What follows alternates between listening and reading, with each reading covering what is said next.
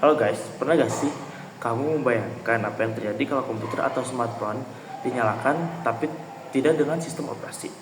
Layar mungkin hanya menampilkan kode, mesin tidak bisa menjalankan aplikasi, bahkan kita tidak bisa mengetik, membuka file, atau terhubung ke internet.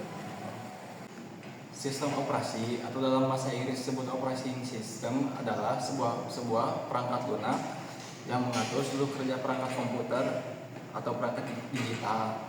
Sederhananya, sistem operasi adalah sebuah jembatan antara pengguna aplikasi dan perangkat keras.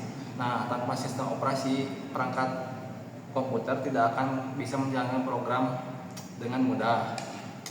Tugas utama sistem operasi meliputi: satu, mengatur memori; yang kedua, mengelola file; yang ketiga, menjalankan aplikasi; dan yang keempat, mengontrol perangkat keras seperti keyboard, mouse, printer, hingga mengatur keamanan sistem. Contoh sistem operasi yang sering kita gunakan dalam sehari-hari adalah: satu, ada Windows; yang kedua, ada macOS, Linux, Android, dan iOS. Nah, di sini saya akan menjelaskan beberapa macam sistem operasi. Yang pertama ada Windows. Windows dikembangkan oleh Microsoft dan menjadi salah satu sistem operasi yang paling populer di dunia, terutama untuk komputer dan laptop. Windows dikenal karena mudah digunakan, kompatibel dengan banyak software, dan cocok untuk kebutuhan umum seperti kantor dan gaming. Nah, yang kedua ada macOS. macOS adalah sistem operasi buatan Apple yang digunakan pada komputer Mac. Kelebihannya ada pada desain yang elegan, performa stabil, dan integrasi yang sangat baik dengan ekosistem Apple dan iPad. Yang ketiga ada Linux. Linux adalah sistem operasi open source, artinya kode sumbernya terbuka dan bisa dimodifikasi. Linux banyak digunakan di server programmer seperti cyber security dan juga pada superkomputer karena stabil, ringan, dan aman. Nah, yang keempat ada Android. Android adalah sistem operasi mobile yang paling banyak digunakan di dunia. Android dipakai di berbagai merek smartphone karena fleksibel dan mendukung banyak aplikasi. Nah, yang kelima ada iOS. iOS adalah sistem operasi mobile buatan Apple untuk iPhone. iOS terkenal dengan keamanan tinggi, performa halus, dan pengalaman pengguna yang konsisten.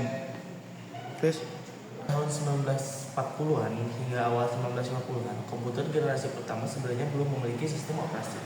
Semua proses dilakukan secara manual, menggunakan kabel, saklar, atau kartu punch.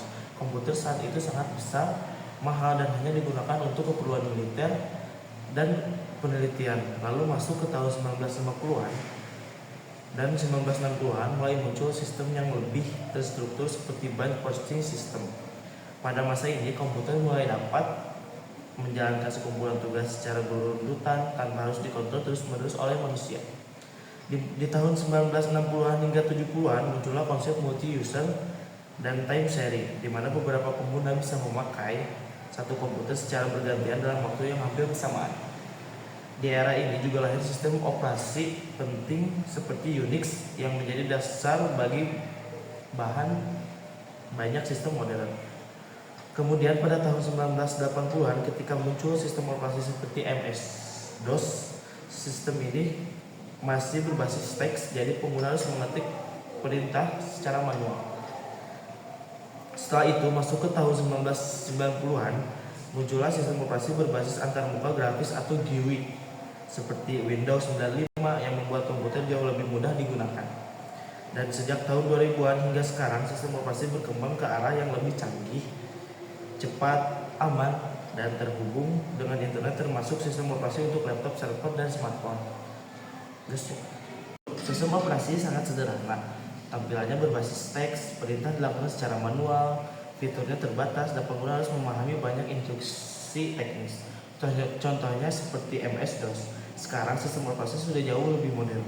Tampilannya berbasis grafis, lebih ramah pengguna, mendukung sentuhan layar, multitasking, koneksi internet, cloud storage, kecerdasan buatan, hingga sistem keamanan biometrik seperti sidik jari dan face recognition. Dulu sistem operasi lebih fokus pada menjalankan mesin, sedangkan sekarang sistem operasi fokus pada pengalaman pengguna, keamanan dan integrasi antara perangkat. Kalau dulu komputer hanya dipakai untuk menghitung dan pekerjaan teknis, sekarang sistem operasi kemungkinan kita bekerja, belajar, bermain game, membuat konten, bahkan mengendalikan rumah pintar hanya dari satu perangkat. Yes.